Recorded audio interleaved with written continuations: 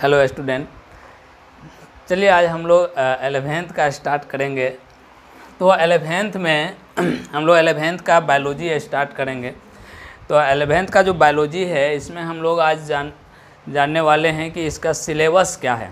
Syllabus के बारे में हम लोग जानेंगे कि सिलेबस 11th का क्या क्या है, क्या क्या चीज़ हम लोग को 11th में पढ़ना है, उसके बाद फिर 12th में क्या पढ़ना है वो अलग से जानेंगे। पहले हम लोग 11th की बात करेंगे कि 11th में हम लोग को क्या सब पढ़ना है। तो सिलेबस जानने से पहले हम लोग इसका बायोलॉजी क्या है, क्यों हम लोग इसके बारे में पढ़ते हैं, बायोलॉजी क्यों पढ़ते हैं, पहले ये चीज़ के बारे में हम लोग जान लेते हैं। उसके बाद फिर आगे हम लोग जानेंगे इसका 11th का सिलेबस क्या सब है। तो चलिए देखिए, बायोलॉजी है, हम लोग बायोलॉजी स्टार्ट करते हैं। इसमें बायोलॉजी स्टार्ट करने से पहले एक और बात हम लोग समझ लेते हैं कि बायोलॉजी जो है इसको अलग अलग नामों से जाना जाता है। जैसे फॉर एग्जांपल हम लोग लेते हैं कि कोई व्यक्ति है, उसका घर का नाम कुछ और रहता है, स्कूल का कुछ और रहता है, दोस्त कुछ और कह के बुलाता है, मतलब अलग अलग नाम, एक ही व्यक्ति का अलग अलग नाम है लेकिन व्यक्ति एक ही हैं। उसी तरह से हम लोग जानेंगे बायोलॉजी का भी अलग अलग नाम है लेकिन उसका एक ही मतलब होता है बायोलॉजी, जीव विज्ञान। तो इसके बारे में देखिए कौन कौन सा नाम है अलग अलग से। तो सबसे पहले इसको तो हम लोग बायोलॉजिकल साइंस के नाम से जानते हैं। बायोलॉजिकल साइंस हो गया। उसके बाद फिर इसको हम लोग लाइफ साइंस के बाद से भी जानते हैं, लाइफ साइंस के नाम से भी जानते हैं। उसके बाद लिविंग साइंस के नाम से भी हम लोग जानते हैं और बायोलॉजी के नाम से भी जानते हैं, बायोलॉजी। तो देखिए यहाँ पर जैसे अभी ये बोले हैं कि है एक ही चीज़ लेकिन नाम अलग अलग है, उसी तरह से बायोलॉजिकल साइंस हो गया, लाइफ साइंस हो गया, लिविंग साइंस हो गया, बायोलॉजी हो गया, ये सारे नाम एक ही मतलब है, इसका बायोलॉजी है। तो इसमें हम लोग यहीं से स्टार्ट करते हैं। तो इतना समझ में आ गया होगा कि एक ही सब्जेक्ट है, उसका अलग अलग नाम से हम लोग जानते हैं। अब देखिए बायोलॉजी जो है, बायोलॉजी दो ग्रीक वर्ड से मिलकर बना हुआ है। बायोलॉजी दो ग्रीक वर्ड से मिलकर के बना हुआ है। तो यहाँ देखिए, यहाँ से हम लोग लिखते हैं बायोलॉजी जो है दो ग्रीक वर्ड से मिलकर बना हुआ है। दो ग्रीक वर्ड से मिलकर के बना हुआ है। पहला तो हो गया बायो मीन्स होता है लाइफ, और लाइफ का मतलब होता है जीवन। और दूसरा है लोगस, यहाँ से हम लोग देख लेते हैं लोगस, और लोगस का मतलब होता है टू स्टडी। क्या? टू स्टडी, और इसका मतलब हुआ अध्ययन करना। तो यहाँ से समझ में आ गया होगा कि बायोलॉजी क्या है। तो बायोलॉजी दो ग्रीक वर्ड से मिलकर के बना हुआ है, और एक है बायो मीन्स लाइफ मीन्स जीवन, और दूसरा है लोगस मीन्स होता है टू स्टडी। अब टू स्टडी का मतलब होता है अध्ययन करना। तो मतलब जीव विज्ञान क्या है, बायोलॉजी क्या होता है, जीव विज्ञान। अब जीव विज्ञान क्या है, तो जीव विज्ञान है जिसमें जीवन के बारे में जो अध्ययन करते हैं वही कहलाता है जीव विज्ञान, या इससे हम लोग कह सकते हैं स्टडी ऑफ लाइफ, मतलब लाइफ के अध्ययन को ही कहेंगे हम लोग जीव विज्ञान। तो जीव विज्ञान क्या है, यहीं से समझ में आ गया होगा कि जीव विज्ञान क्या है, जिसमें जीवन के बारे में अध्ययन करेंगे। अब जीवन क्या है, तो जितने भी लिविंग थिंग्स है वो सारा क्या है, सब में जीवन है। जितने भी लिविंग थिंग्स है मतलब जितने भी सजीव है, सजीव के बारे में जो हम लोग अध्ययन करेंगे वही होता है जीव विज्ञान। तो जो भी सजीव है, चाहे वो माइक्रो ऑर्गेनिज्म हो, चाहे वो प्लांट्स का हो, चाहे वो कोई भी एनिमल्स का हो, तो सारा चीज़ आएगा किस में, जीव विज्ञान में आएगा। तो हम लोग जीव विज्ञान किसे कहेंगे, तो जीवन के अध्ययन को ही क्या कहेंगे, जीव विज्ञान कहेंगे। या इसको हम लोग ऐसे भी बोल सकते हैं study of life is called क्या, बायोलॉजी। तो इसके बारे में हम लोग लिख लेते हैं थोड़ा सा। तो हेडिंग लगाइए, जीव विज्ञान या बायोलॉजी। बायोलॉजी के बारे में हम लोग लिख लेते हैं, जीव विज्ञान के बारे में, जीव विज्ञान क्या है। तो चलिए लिखते हैं जीव विज्ञान क्या है। तो biology is the branch of science in which study about life या लिविंग ऑर्गेनिज्म, लाइफ या लिविंग ऑर्गेनिज्म इज कॉल्ड क्या, बायोलॉजी। तो देखिए बायोलॉजी क्या है, बायोलॉजी एक ब्रांच है किसका, साइंस का, जिसमें हम लोग पढ़ते हैं, स्टडी करते हैं किसके बारे में, लाइफ या लिविंग ऑर्गेनिज्म के बारे में, वही कहलाएगा क्या, जीव विज्ञान कहलाता है। तो जीव विज्ञान का इसका हम लोग सिंपल वर्ड में भी लिख सकते हैं, एक छोटा सा definition, study of life is called biology. तो एक छोटा सा डिफिनीशन है, याद रहना चाहिए, सब छोटी सी बात है। देखिए क्या लिखा हुआ है, study of life is called क्या, बायोलॉजी। तो जीव विज्ञान क्या है, तो जीव विज्ञान विज्ञान का ऐसा ब्रांच है, विज्ञान का ऐसा शाखा है जिसमें हम लोग किसके बारे में पढ़ेंगे, जीवों के बारे में अध्ययन करेंगे, वही कहलाएगा जीव विज्ञान कहलाएगा।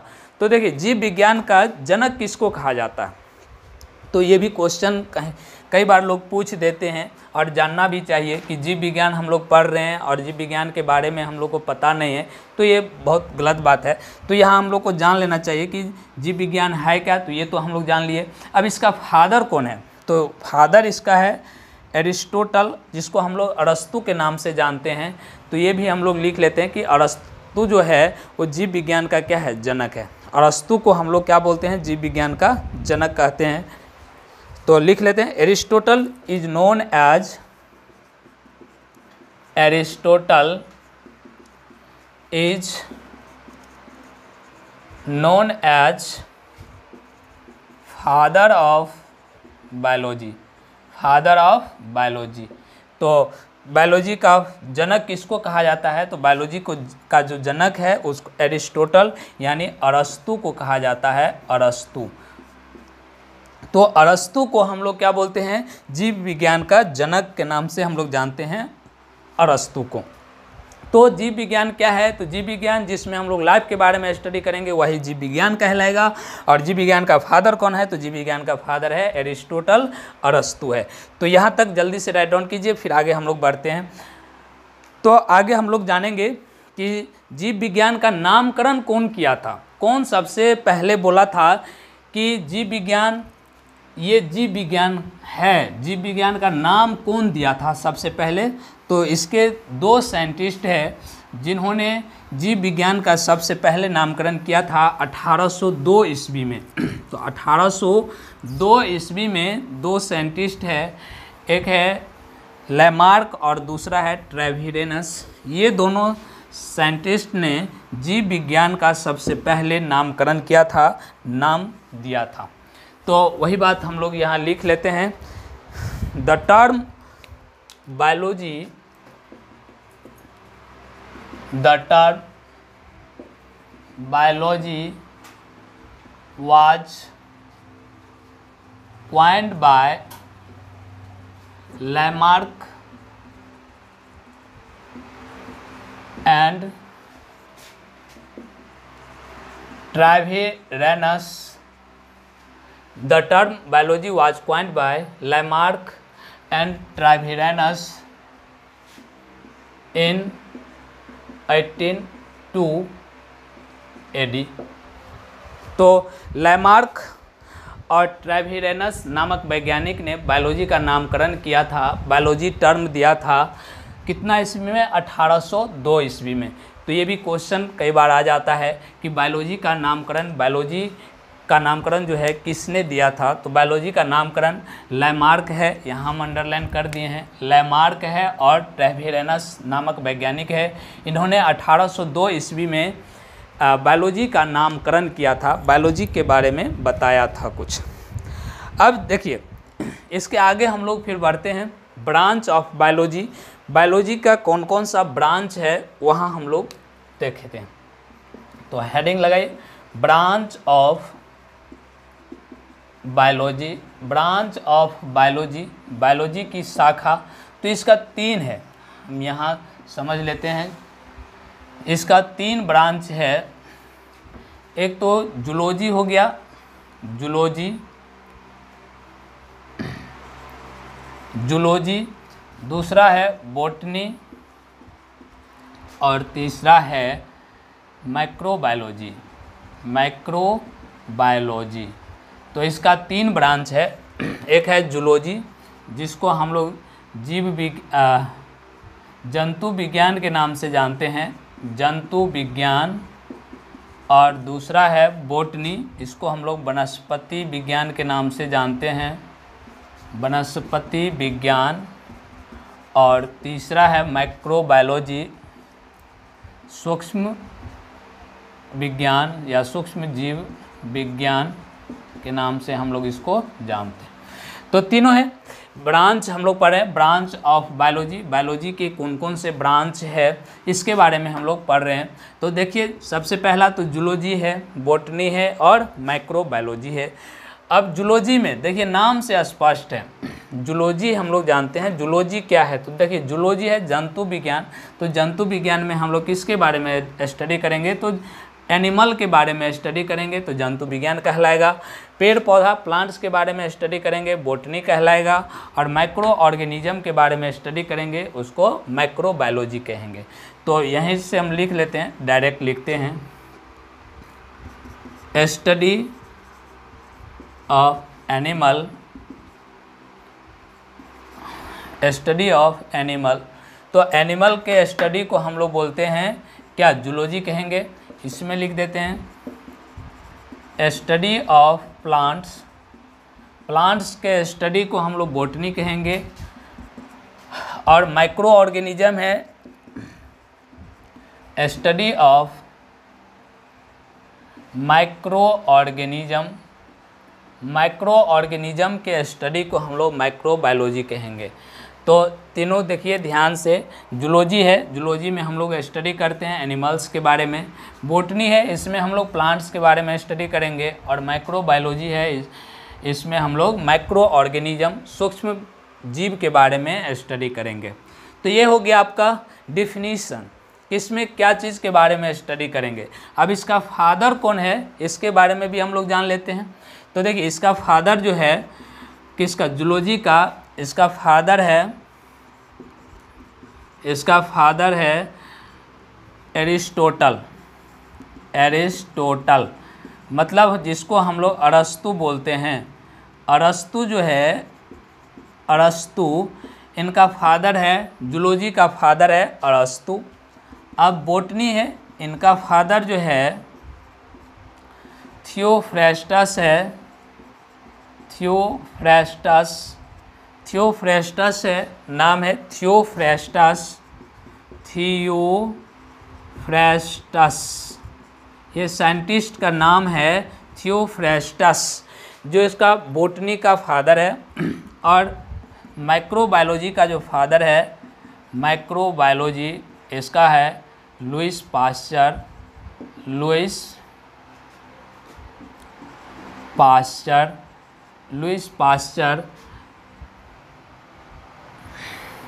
तो इसका देखिए माइक्रोबायोलॉजी है, माइक्रोबायोलॉजी का फादर है लुईस पास्चर। तो अलग अलग नाम है, देखिए इस पर याद रखिएगा। और इससे पहले जो हम लोग पढ़े थे बायोलॉजी, बायोलॉजी का भी फादर कौन था? एरिस्टोटल था।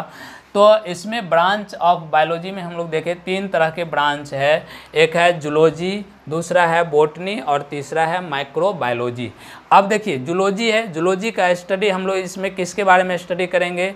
तो इसमें हम लोग स्टडी करेंगे एनिमल्स का, उसको बोलेंगे जूलॉजी। इसमें प्लांट्स का स्टडी करेंगे, उसको बोलेंगे बॉटनी। और जिसमें माइक्रो ऑर्गेनिज्म का स्टडी करेंगे उसको बोलेंगे माइक्रोबायोलॉजी। अब देखिए यहाँ पर फादर, जूलॉजी का फादर कौन है? एरिस्टोटल।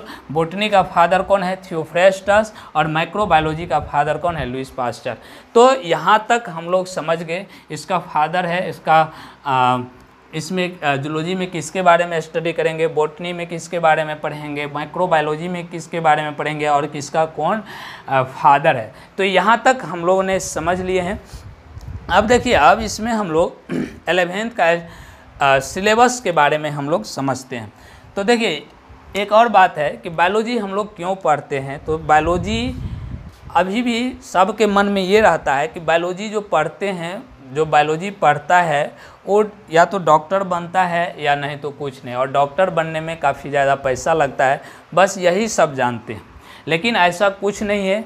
कि बायोलॉजी पढ़िए तो केवल मतलब वही डॉक्टर का ही स्कोप है, ऐसा कुछ नहीं, बहुत सारा स्कोप है इसमें।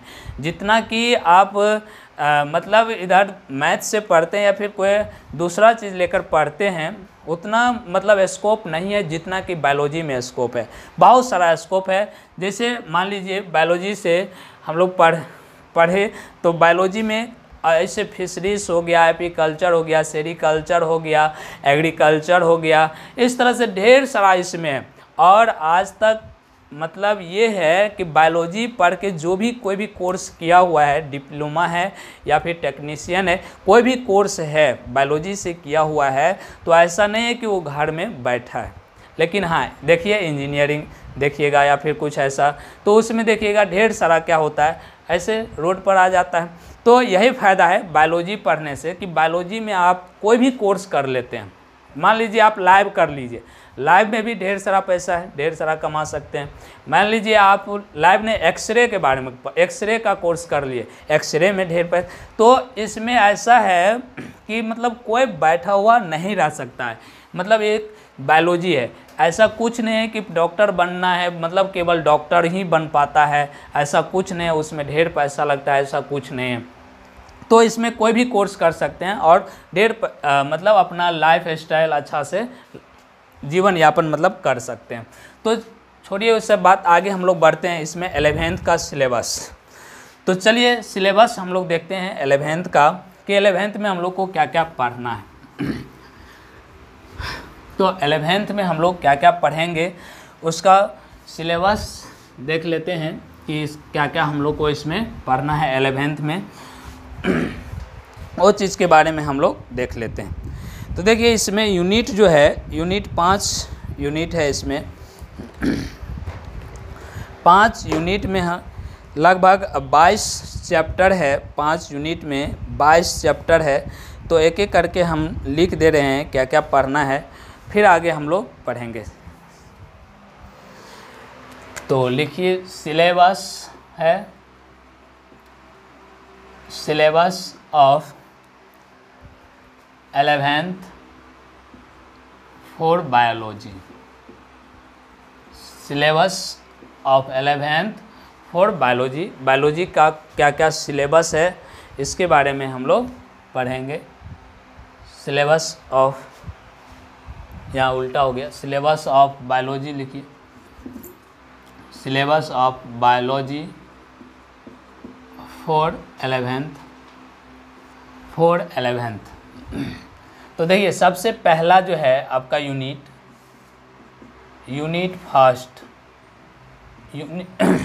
फर्स्ट आपका है सबसे पहला डाइवर्सिटी का, diversity in the living world, diversity in the living world.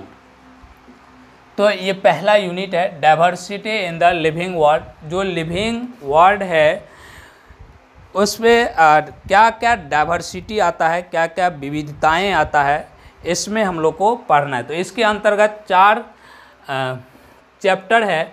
तो पहला चैप्टर है the living world, the living world, पहला चैप्टर है द लिविंग वर्ल्ड है। उसके बाद सेकेंड चैप्टर है, इधर से लिखते हैं हम लोग, पहला चैप्टर द लिविंग वर्ल्ड, दूसरा है बायोलॉजिकल क्लासिफिकेशन, बायोलॉजिकल क्लासिफिकेशन। उसके बाद तीसरा है एनिमल किंगडम या प्लांट किंगडम है, प्लांट किंगडम तीसरा। चौथा है animal kingdom, animal kingdom, animal kingdom. तो ये 4 चैप्टर है diversity in the living world के अंतर्गत। अब यूनिट सेकेंड आता है, यूनिट सेकेंड है, यूनिट सेकेंड में हम लोग को पढ़ना है, इसमें 3 चैप्टर आता है। तो इस यूनिट का नाम है स्ट्रक्चरल ऑर्गेनाइजेशन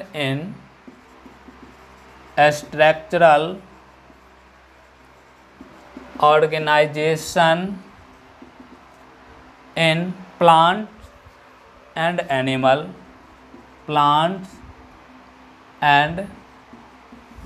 एनिमल। ये यूनिट का नाम है structural organisation in plant and animal. इसमें हम लोग को पहला जो पढ़ना है प्लांट्स का मॉर्फोलॉजी के बारे में हम लोग जानेंगे, मॉर्फोलॉजी ऑफ फ्लावरिंग प्लांट। तो 5वां चैप्टर हो गया morphology of flowering plant. Morphology of flowering plant मतलब फ्लावरिंग प्लांट के मॉर्फोलॉजी के बारे में, उसके आकारिकी के बारे में हम लोग जानेंगे। नेक्स्ट है anatomy of flowering plant. Anatomy मतलब हो गया इसका आंतरिक भाग का स्ट्रक्चर, मतलब प्लांट का जो आंतरिक, अगर मान लो लीफ है तो लीफ का जो इंटरनल पार्ट है उसका किस तरह का स्ट्रक्चर होता है, किस तरह से बना होता है, तो उसके बारे में इसमें हम लोग जानेंगे। उसके बाद हम लोग को जानना है 7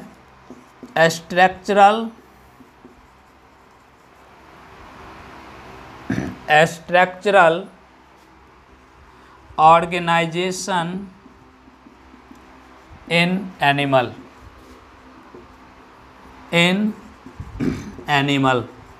स्ट्रक्चरल ऑर्गेनाइजेशन इन एनिमल मतलब हो गया कि इसका संरचना, और ऑर्गेनाइजेशन मतलब जंतु में संरचना का संगठन, जंतु में किस तरह से संरचना की संगठन होता है। यानी इसमें हम लोग को ऐसे हम लोग बोले तो इसमें हम लोग को पढ़ना है टिश्यू के बारे में, कि टिश्यू किस तरह से होता है, कितना टाइप्स है, क्या है, नहीं है, ये सारा चीज़ हम लोग इसमें पढ़ेंगे। तो ये 2 यूनिट है, 2 यूनिट मिला के हम लोग को 7 है। तीसरा यूनिट है structural and functional. Unit number 3 है, unit 3 structure and function. Structure and function ये तीसरा यूनिट है, स्ट्रक्चर एंड फंक्शन। तो इसमें हम लोग को चैप्टर, इसमें भी 3 चैप्टर है, हम लोग पढ़ेंगे। पहला है सेल,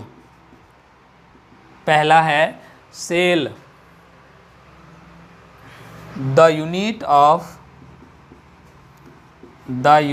ऑफ लाइफ, जीवन की इकाई। कोशिका है जीवन की इकाई, ये चैप्टर है। इसमें हम लोग कोशिका के बारे में जानेंगे कि कोशिका क्या है, नहीं है, किस तरह के होता है, कितना टाइप्स है, ये सारा चीज़ हम लोग इसमें जानेंगे कोशिका के बारे में। उसके बाद है बायोमोलिकुल्स। तो बायोमोलिकुल्स है जैव अणु है, तो जैव अणु में हम लोग जानेंगे। अगर सेल है तो सेल किस तरह से, कौन कौन से एलिमेंट से बना होता है, तो इसके बारे में हम लोग इसमें जानेंगे। अलग अलग टाइप्स है। तो बायोमोलिकुल्स है, सेल जो है, सेल के अंदर क्या क्या रहता है, लिपिड है, प्रोटीन है, फैट है, क्या रहता है, तो उसके बारे में हम लोग इसमें बात करेंगे। आगे है 10 cell cycle and cell division. Cell cycle and cell division. तो कोशिका चक्र और कोशिका विभाजन के बारे में इसमें हम लोग पढ़ेंगे। यूनिट 3 का लास्ट चैप्टर है, 10 चैप्टर है, cell cycle and cell division. मतलब सेल चक्र या कोशिका चक्र, या फिर हम लोग इसको बोलेंगे कोशिका विभाजन क्या है, इसके बारे में हम लोग वहाँ पर पढ़ेंगे। तो देखिए यूनिट 3 था। अब हम लोग बात करेंगे यूनिट 4 का प्लांट फिजियोलॉजी के बारे में। यूनिट हम लोग 4 की बात करेंगे प्लांट फिजियोलॉजी के बारे में। तो एक बार देखिए इसमें हम लोग समझ लेते हैं फिर से। तो ये यूनिट है, यूनिट फर्स्ट है, ये diversity in the living world है। इसमें हम लोग क्या क्या पढ़ने वाले हैं, तो सबसे पहले जो हम लोग पढ़ेंगे लिविंग वर्ल्ड के बारे में, कि इस दुनिया में, इस जगत, इस जहान में जो लिविंग वर्ल्ड है किस तरह का है, मतलब कैसे हम लोग पहचानेंगे कि ये सजीव है, किस तरह से जानेंगे कि ये निर्जीव है, किसके लिए कौन सा वर्ड रखेंगे यहाँ पर, वो हम लोग जानेंगे लिविंग वर्ल्ड में। उसके बाद है बायोलॉजिकल क्लासिफिकेशन। अब बायोलॉजिकल क्लासिफिकेशन है, इसमें हम लोग जानेंगे कि अब इस दुनिया में इतना सारा जीव है तो इसको कौन कौन सा विभाग में अलग अलग करके बांटे हैं, और तब हम लोगों को पढ़ने में सुविधा होता है। तो इसके बारे में इसमें हम लोग स्टडी करने वाले हैं, बायोलॉजिकल क्लासिफिकेशन के बारे में। उसके बाद हम लोग प्लांट किंगडम है, मतलब पादप जगत, और उसके बाद है जंतु जगत। इसमें जो भी पादप जगत में जो भी आता है, जैसे हम लोग पढ़ेंगे Thallophyta, bryophyta, pteridophyta, gymnosperm, angiosperm, ये सारा चीज़ के बारे में हम लोग इसमें पढ़ेंगे प्लांट किंगडम में, कि किस तरह से शुरू से स्टार्टिंग से पौधा का उद्भव ओरिजिन हुआ है और अभी तक कहाँ तक आया है। ये सारी बात हम लोग इसमें प्लांट किंगडम के बारे में, प्लांट किंगडम जब पढ़ेंगे तो उसमें स्टडी करेंगे। आगे है एनिमल किंगडम, और एनिमल किंगडम में हम लोग इसमें भी वही बात पढ़ेंगे कि इसमें हम लोग को तो पढ़ना है प्लांट के बारे में, इसमें पढ़ना है एनिमल के बारे में। ऐसे किंगडम, देखिए किंगडम ऐसे 5 तरह के होता है। किंगडम मोनेरा हो गया, किंगडम प्रोटिस्टा हो गया, किंगडम फंजाई हो गया, किंगडम प्लांट हो गया, और किंगडम एनिमल है। तो उसमें ये दोनों जो है प्लांट किंगडम और एनिमल किंगडम, ये दोनों का अलग अलग चैप्टर है। चूँकि ये बड़ा पार्ट है तो इसको अलग चैप्टर ही बना दिया। और जो 3 बच गया है, किंगडम मोनेरा हो गया, प्रोटिस्टा हो गया और फंजाई हो गया, ये तीनों को हम लोग बायोलॉजिकल क्लासिफिकेशन के अंतर्गत ही पढ़ना है। तो ये सारी बातें थी पहला यूनिट की। अब हम लोग सेकेंड यूनिट की बात करते हैं। तो सेकेंड यूनिट में हम लोग को यहाँ पर जानना है structural organisation in plant and animal. Plant और एनिमल का जो संरचना का संगठन होता है वो किस तरह का होता है, वो चीज़ हम लोग इसमें पढ़ेंगे। तो देखिए पहला है मॉर्फोलॉजी ऑफ फ्लावरिंग प्लांट। जो फ्लावरिंग प्लांट होता है, जो एंजियोस्पर्मिक प्लांट होता है, जो पुष्पीय पौधा होता है, उस पुष्पीय पौधा का आकारिकीय किस तरह का है। आकारिकीय कहने का मतलब हो गया कि एक्सटर्नल पार्ट बाहर से हमको दिखाई पड़ रहा है। अगर मान लीजिए कोई लीफ है तो लीफ का बाहर से हमको किस तरह का अरेंजमेंट दिखाई पड़ रहा है। अगर फ्रूट है तो बाहर से हमको किस तरह का दिखाई पड़ रहा है। स्टेम है या रूट है तो बाहर से हम लोग को किस तरह से दिखाई पड़ रहा है, किस तरह का हम अवलोकन कर रहे हैं, इसके बारे में हम लोग पढ़ने वाले हैं मॉर्फोलॉजी ऑफ फ्लावरिंग प्लांट में। अब देखिए नेक्स्ट है anatomy of flowering plant. Anatomy का मतलब होता है आंतरिक, जो हम लोग आंतरिक भाग पढ़ते हैं। यही अब फ्लावरिंग प्लांट का है, तो फ्लावरिंग प्लांट में जो भी पुष्पीय पौधा है तो उसके उसका अंदर का पार्ट, अब लीफ है तो लीफ का अंदर में किस तरह से संरचना है, किस तरह का स्ट्रक्चर है, उसके बारे में हम लोग जानेंगे। स्टेम है, रूट है, ये इसका इंटरनल पार्ट किस तरह से बना हुआ है, उसके बारे में इसमें हम लोग स्टडी करने वाले हैं। तो ये हो गया आपका एनाटोमी ऑफ फ्लावरिंग प्लांट की बात। अब हम लोग बात करें स्ट्रक्चरल ऑर्गेनाइजेशन इन एनिमल। अब देखिए यहाँ पर कि एनिमल का, जंतु में किस तरह का संरचना संगठन होता है, इसके बारे में भी। अब इसमें हम लोग को क्या पढ़ना है, तो इसमें हम लोग को पढ़ना है टिश्यू के बारे में। जो भी हम लोग का एनिमल टिश्यू होता है उसका संरचना किस तरह से होता है, कौन सा ऑर्गेन कौन सा टिश्यू से बना हुआ है, ये सारी बातें हम लोग करने वाले हैं 7th चैप्टर में स्ट्रक्चरल ऑर्गेनाइजेशन इन एनिमल में। अब देखिए थर्ड यूनिट है स्ट्रक्चर एंड फंक्शन। अब संरचना और कार्य है, तो इसमें क्या पढ़ना है, तो 8वां चैप्टर देखिए सेल है, कोशिका, द यूनिट ऑफ लाइफ। पहले से भी हम लोग जानते हैं कि हम लोग का जीवन का इकाई, संरचना और क्रियात्मक जो इकाई होता है हम लोग का, वो क्या होता है, सेल होता है। तो यहाँ काफ़ी इम्पोर्टेंट है, समझने का है ये। तो कोशिका के बारे में हम लोग जहाँ से हम लोग का उत्पत्ति हुआ है, जिस कोशिका से, वही कोशिका के बारे में इसमें हम लोग जानेंगे, सेल या द यूनिट ऑफ लाइफ। उसके बाद फिर हम लोग बायोमोलिक्यूल्स के बारे में जानेंगे कि बायोमोलिकुल्स क्या है। तो बायोमोलिकुल्स में हम लोग देखेंगे कि जो सेल है, सेल कौन कौन से एलिमेंट्स से बना हुआ है, कौन कौन से तत्व से बना हुआ है, इस सेल के अंदर क्या क्या रहता है, लिपिड कैसा है, प्रोटीन कैसा है, कैसा कार्बोहाइड्रेट रहता है। तो ये सारी बातें हम लोग बायोमोलिकुल्स में जानेंगे। जो कि यहाँ पर जो बायोमोलिकुल्स देख रहे हैं, इस बायोमोलिकुल्स एक 12th में केमिस्ट्री का चैप्टर है, 12th में केमिस्ट्री का चैप्टर है। यहाँ अगर अच्छा से समझ में आ जाता है तो वहाँ भी समझ में आएगा अच्छा से।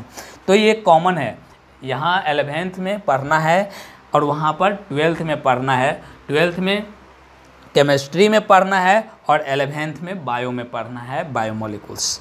नेक्स्ट है cell cycle and cell division, मतलब कोशिका चक्र और कोशिका विभाजन। अब देखिए इसका मतलब हुआ कि अगर कोई कोशिका है, अब सोचने वाली बात है कि हम लोग जब जन्म लेते हैं तो छोटा से रहते हैं और किस तरह से फिर देखिए किस तरह से सेल डिवीजन होते जाता है और फिर बड़ा हो जाते हैं।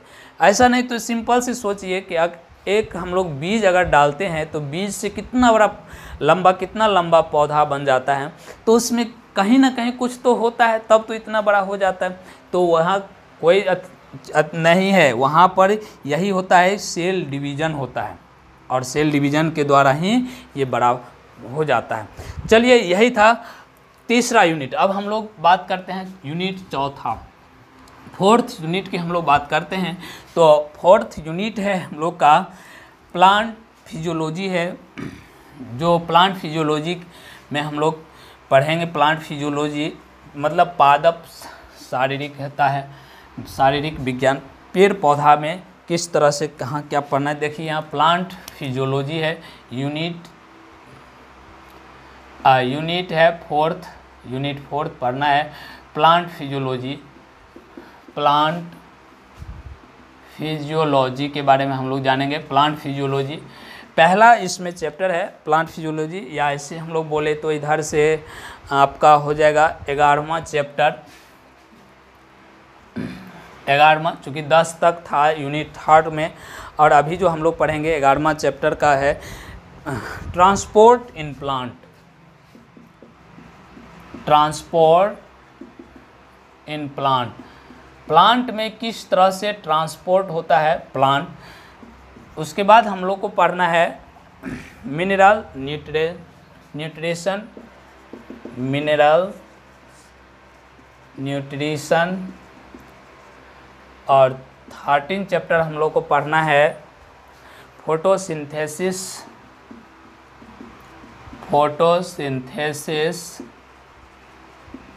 In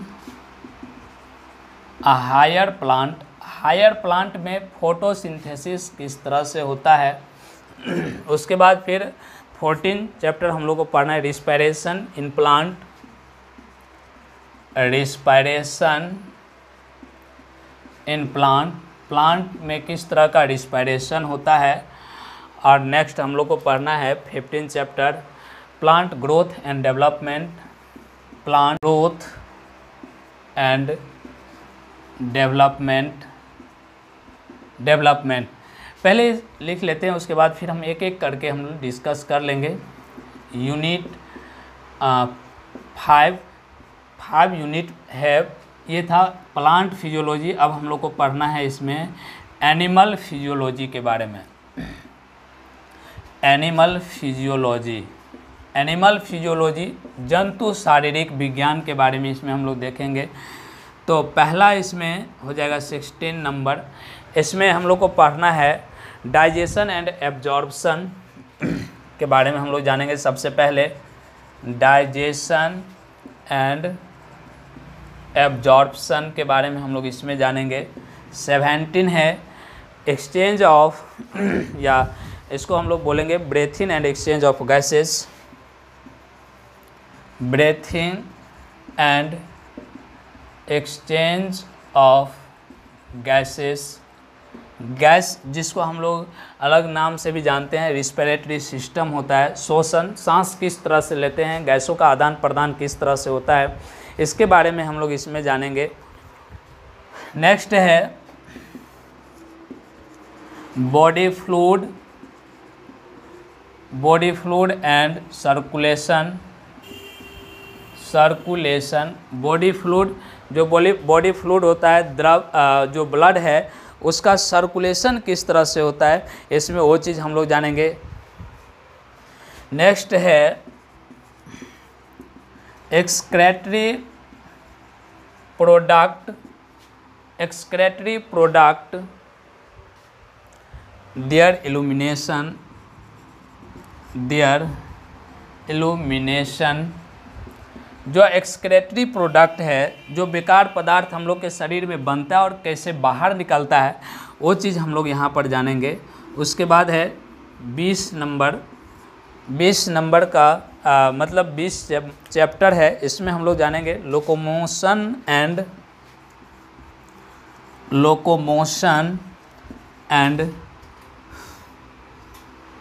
movement, locomotion and movement के बारे में। 22 चैप्टर है कुल, काफ़ी लंबा सिलेबस है हम लोग का 11th का। अगला है neural control and coordination, neural control and coordination. उसके बाद फिर 22 नंबर है, 22 नंबर में हम लोगों को पढ़ना है chemical coordination, chemical coordination, chemical coordination and integration, integration. तो यही 22 नंबर का है, 22 चैप्टर है। यूनिट 5 हम लोग को पढ़ना है और यूनिट 5 में कुल चैप्टर की संख्या जो है कितना है, 22 है। तो देखिए इसमें हम लोग समझ लेते हैं कि क्या क्या हम लोग को पढ़ना है। तो देखिए प्लांट फिजियोलॉजी है, यहाँ पादप शारीरिक विज्ञान जिसको हम लोग बोलते हैं, इसमें क्या पढ़ना है, तो 11वां चैप्टर है। इसमें हम लोग को पढ़ना है ट्रांसपोर्ट इन प्लांट, प्लांट में ट्रांसपोर्ट कैसे होता है। ट्रांसपोर्ट का मतलब होता है परिवहन, स्थानांतरण कैसे होता है, क्या चीज़ का स्थानांतरण, तो प्लांट में भोजन का स्थानांतरण कैसे होता है, जल का स्थानांतरण कैसे होता है, वो चीज़ हम लोग इसमें जानेंगे ट्रांसपोर्ट इन प्लांट्स में। उसके बाद है मिनरल्स न्यूट्रिशन, मतलब उसमें खनिज, लवण और पोषक तत्व कौन कौन सा होता है प्लांट में, प्लांट के अंतर्गत, और मिनरल और पोषक तत्व की कमी से कौन कौन सा डिजीज होता है, ये सारी बातें हम लोग उसमें जानेंगे। उसके बाद है फोटोसिंथेसिस इन हायर प्लांट, जो हायर प्लांट्स है, जो भी फ्लावरिंग प्लांट्स है, उसमें फोटोसिंथेसिस यानी प्रकाश संश्लेषण किस तरह से होता है, उसके बारे में हम लोग डिस्कस करेंगे। उसके बाद है रिस्पायरेशन इन प्लांट, प्लांट में श्वसन किस तरह से सांस लेता है और छोड़ता है, इसके बारे में भी बात करेंगे। उसके बाद है फिर plant growth and development, plant का ग्रोथ जो होता है, वृद्धि और विकास जो होता है किस तरह से होता है, कौन सा हार्मोन आता है, क्या आता है, नहीं, सारा चीज़ हम लोग इस चैप्टर में पढ़ेंगे। तो ये था प्लांट फिजियोलॉजी का। अब हम लोग जानेंगे यूनिट 5 है एनिमल फिजियोलॉजी।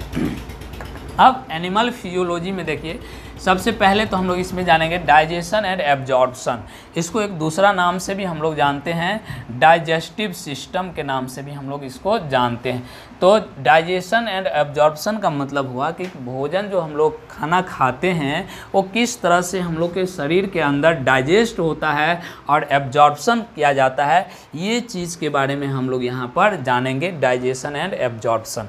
उसके आगे है breathing and exchange of gases, मतलब जो हम लोग सांस लेते हैं या गैसों का आदान प्रदान होता है, इस किस तरह से होता है, कहाँ होता है, जैसे लंग्स है उसमें किस तरह से होता है, तो वो चीज़ हम लोग इसमें जानेंगे। और इसको हम लोग रिस्पायरेटरी के नाम से भी जानते हैं, रिस्पायरेटरी सिस्टम के नाम से भी इसको हम लोग जानते हैं। अगला है बॉडी फ्लूइड एंड सर्कुलेशन, जो हम लोग में बॉडी फ्लूइड है, बॉडी फ्लूइड बोलते हैं ब्लड को, ये बॉडी फ्लूइड जो है और इसका सर्कुलेशन पूरे शरीर में किस तरह से होता है, इसको हम लोग बोलेंगे सर्कुलेटरी सिस्टम, सर्कुलेटरी सिस्टम। तो इसमें हम लोग सर्कुलेटरी सिस्टम के बारे में जानेंगे। नेक्स्ट है एक्सक्रेटरी प्रोडक्ट देयर एल्यूमिनेशन, मतलब वह जो एक्सक्रेटरी प्रोडक्ट बनता है, उत्सर्जी पदार्थ बनता है, उसका एल्यूमिनेशन कैसे होता है, किस तरह से शरीर के बाहर जाता है, इसके बारे में जानेंगे। यानी इसको हम लोग कहें तो एक्सक्रेटरी सिस्टम हम लोग बोल सकते हैं, एक्सक्रीटरी सिस्टम के बारे में हम लोग इसमें पढ़ेंगे, जिसमें आता है आपका किडनी के बारे में हम लोग इसमें पढ़ेंगे। अगला है लोकोमोशन एंड मूवमेंट, जिसको हम लोग बोलेंगे स्केलेटन या मसल सिस्टम हम लोग बोलते हैं, स्केलेटन या मस्कुलर सिस्टम, इसके बारे में हम लोग इसमें पढ़ेंगे। लोकोमोशन जो इसमें आता है, मान लीजिए बोन आता है, हड्डी है या फिर मांसपेशी है, इसमें किस तरह से कार्य करता है उसके बारे में पढ़ेंगे। उसके आगे है न्यूरल कंट्रोल एंड कोऑर्डिनेशन, या इसको हम लोग नर्वस सिस्टम के नाम से भी जानते हैं, कि हम लोग का ब्रेन किस तरह से काम करता है, किस तरह से कंट्रोल करता है हम लोग के बॉडी को, उसके बारे में यहाँ पर हम लोग जानेंगे। आगे है केमिकल कोऑर्डिनेशन एंड इंटीग्रेशन, जिसको हम लोग एंडोक्राइन सिस्टम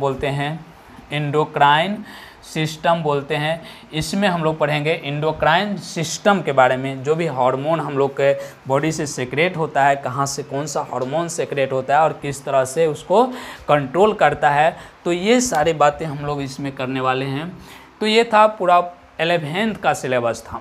तो काफ़ी लंबा सिलेबस है, लेकिन घबराने की कोई बात नहीं है, एक एक करके हम लोग सारे चैप्टर के बारे में जानेंगे इसमें। तो देखिए यह सिलेबस है, यहाँ तक याद रखिएगा, इतना सारा चीज़ हम लोग को 11th में जानना है, मतलब लगभग 22 चैप्टर हैं, 22 चैप्टर हम लोग जान लेंगे, उसके बाद फिर 12th में आसान होगा। तो आज रहने देते हैं, यहाँ तक हम लोग सिलेबस के बारे में जान लिए। फिर हम लोग नेक्स्ट क्लास में, नेक्स्ट वीडियो में हम लोग फिर इसके आगे स्टार्ट करेंगे चैप्टर, वहाँ से हम लोग स्टार्ट करते हैं। देखिए स्टार्ट करेंगे हम लोग कि जहाँ से एकदम यूनिक चीज़ है, मतलब हम लोग के बॉडी जो है, हम लोग का बॉडी जहाँ बना हुआ है जिस चीज़ से, यूनिट से, मतलब सेल से बना हुआ है, तो उसी सेल से हम लोग स्टार्ट करेंगे। फिर टिश्यू पढ़ेंगे, फिर ऑर्गेन के बारे में जानेंगे, फिर ऑर्गेन सिस्टम जिस तरह से सिस्टमेटिक है। पहले हम लोग एनिमल का मतलब जूलॉजी पार्ट पढ़ते हैं, उसके बाद फिर हम लोग बॉटनी या फिर देखेंगे, जिस तरह से होगा, जैसा सिचुएशन आएगा उस तरह से हम लोग स्टार्ट करते हैं। आराम से हम लोग पढ़ेंगे, तो इसमें घबराने की कोई बात नहीं है, सिलेबस देख के घबराना नहीं है। तो चलिए नेक्स्ट वीडियो में हम लोग जानेंगे अगला चैप्टर के बारे में। तो आज इतना ही, थैंक यू।